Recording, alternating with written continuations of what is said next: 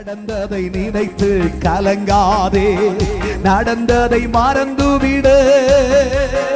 கர்த்தர் புதியதை செய்திடுவார், இன்று நீ காண்பாய்.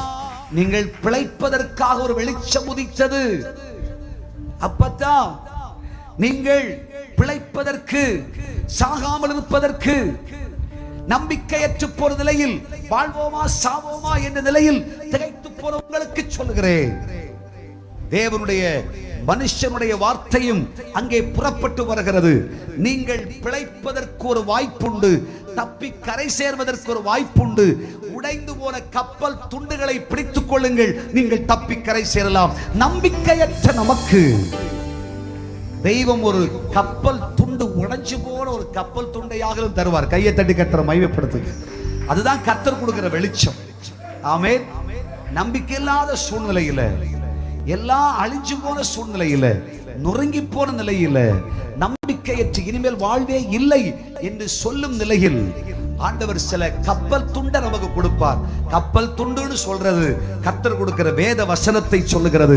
தேவனுடைய வசனம் நமக்காய் புறப்பட்டு வரும், கர்த்தருடைய வார்த்தை நமக்காய் புறப்பட்டு வரும். அந்த வார்த்தையை மட்டும் பிடிச்சுக்கிட்டோம்னு சொன்னா நீங்கள் தப்பி கரை சேரலாம். மெலித்தா மட்டும் நீங்கள் போய் சேரலாம்.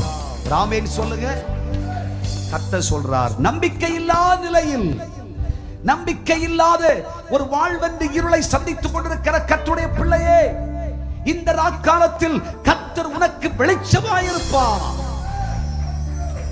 ஒரு சின்ன துண்ட ஆண்டவர் தருவார். அந்த துண்டை பிடிச்சு தப்பி கரை செஞ்சுக்கோ. அது ஒரு துண்டை பிடிச்சுக்கோ, நீ வாழ்வை பெற்று விடுவாய். இந்த வருஷ கர்த்தர் சொல்லுகிறார், நம்பிக்கை இல்லாத நிலையில் வாழ்க்கையெல்லாம் முற்று பெற்றது என்று சொல்லுகிற நீங்கள் வாழப் போகிறீர்கள். உங்கள் நம்பிக்கை நங்கூரமாய் நானே வருவேன் என்று கர்த்தர் சொல்லுகிறார். நிச்சயம் உன் நம்பிக்கை வீண் போகாது. விசுவாசிக்கிறீர்களா?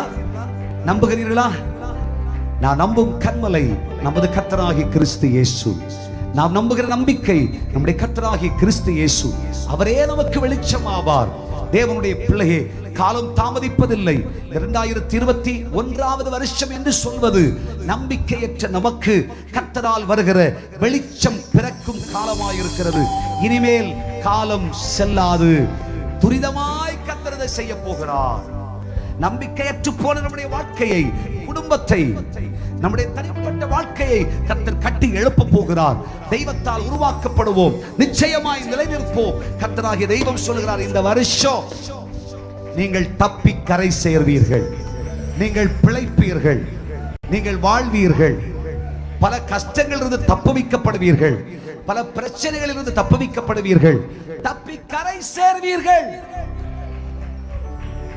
நன்மையின் ஆசீர்வாதத்தின் இடத்திற்கு வந்து சேர்வீர்கள். நம்பிக்கையற்று போன நிலையில், இப்படியே வாழ்க்கை போச்சுனா, இப்படியே குடும்பம் போச்சுனா, இனிமே அதோ கதிதான் நினைச்சு வாழ்க்கையில நம்பிக்கை இழந்து போயிருக்கிற கர்த்தருடைய பிள்ளைகளை கர்த்தர் சொல்லுகிறார், உங்க கரத்தை இன்னைக்கு பிடிச்சி கப்பல் துண்டை பிடிச்சுக்கன்னு கர்த்தர் சொல்றார். துண்டை பிடிச்சுக்கோ, தப்பி கரை சேரும். ஆமென். இந்த வருஷம் பல பேருடைய வாழ்க்கை தப்புவிக்கப்பட போகிறது. பலர் தப்பி கரை சேர போகிறீர்கள். பலர் பல பிரச்சனைகளிலிருந்து விடுவிக்கப்பட போகிறீர்கள். பல கஷ்டகாலங்களிலிருந்து விடுவிக்கப்பட போகிறீர்கள். நம்பிக்கையற்ற நிலையில் இருந்து கர்த்தராகிய தேவன் பல குடும்பங்களை தூக்கி எடுக்க போகிறார். ஆண்டவராகிய கர்த்தர் அதற்கான வாசலை திறக்க போகிறார். ஒரு சின்ன வழிவாசலை கர்த்தர் திறந்து கொடுப்பார். நீங்களும் நானும் சிந்தியாததும் அறியாததும் யோசியாததுமான ஒரு ஆச்சரியமான ஒரு சிறிய வழி கர்த்தராகிய தெய்வம் திறந்து கொடுக்க போகிறார். இந்த நம்பிக்கையற்ற காலத்தில் தேவனுடைய பிள்ளையே, எல்லாம் முடிந்தது, இனிமேல் எந்த கதி ஆகுமோ என்று யோசித்துக் கொண்டிருக்கிற இந்த சமயத்தில் கர்த்தராகிய தெய்வம் சொல்லுகிறார், இந்த புதிய ஆண்டு கர்த்தரால் கொடுக்கப்படுகிற ஒரு சிறிய வாய்க்கால் உனக்காய் திறக்கப்படும். காற்றை காண மாட்டீர்கள், மழையை பார்க்க மாட்டீர்கள், உங்கள் வாய்க்கால்கள் நிரம்பும். நன்மையால் நிரப்பப்படுவீர்கள், ஆசீர்வாதங்களால் நிரப்பப்படுவீர்கள். நம்பிக்கை உண்டாகும். நீங்கள் செழிப்பீர்கள், துளிர் விடுவீர்கள், வாழ்வீர்கள். கர்த்தராகிய தேவன் சொல்லுகிறார், வாழ்ந்து சுகமாய் இருப்பீர்கள். எல்லா பிரச்சனைக்கும் முடிவு வரப்போகிறது, எல்லா கஷ்டங்களுக்கும் முடிவு வரப்போகிறது. வியாதி, பலவீனம், கஷ்டம் என்று சொல்லி இப்படியே இருந்தா சீக்கிரம் செத்து போயிருவேன் நினைச்சுக்கிட்டு இருக்கிற கர்த்தர் சொல்றார், உனக்கு தீர்க்க ஆயுசை கொடுக்க போறேன்னு சொல்றார். அதுக்காக ஆண்டவர் ஒரு சின்ன சுகம் பலன் உங்க சரீரத்துல கர்த்தர் இன்னைக்கே ஆரம்பிச்சிட்டார். கையை தட்டி கர்த்தரை மகிமைப்படுத்து. இப்பவே நம்ம சரீரத்தில் ஒரு மாற்றம் உண்டாகிறது. கடன் கஷ்டம் வந்து வாழ்க்கை முடிஞ்சு போச்சு நம்பிக்கை இல்லாம சொல்லிக்கிட்டு இருக்கிற கர்த்தர் சொல்கிறார், உனக்காக காகத்தை அனுப்பி, உனக்காக வெள்ளிப்பணம் சுமந்து வருகிற மீனை அனுப்பி, நீ எதிர்பாராத நிலையில் ஆசீர்வாதத்தின் துறவை திறந்து உன்னை நன்மையினாலும் நம்பிக்கையினாலும் நிரப்ப போகிறேன்.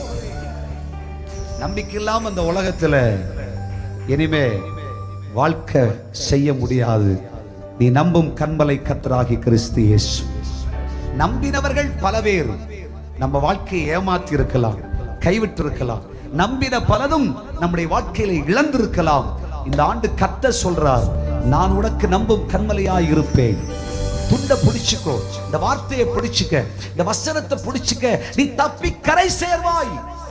உன் கடன் மாறும், கஷ்டம் மாறும், பிரச்சனை மாறும், தீங்குகள் மாறும், துயரம் நீங்கி போய்விடும். விசுவாசிக்கிறீர்களா?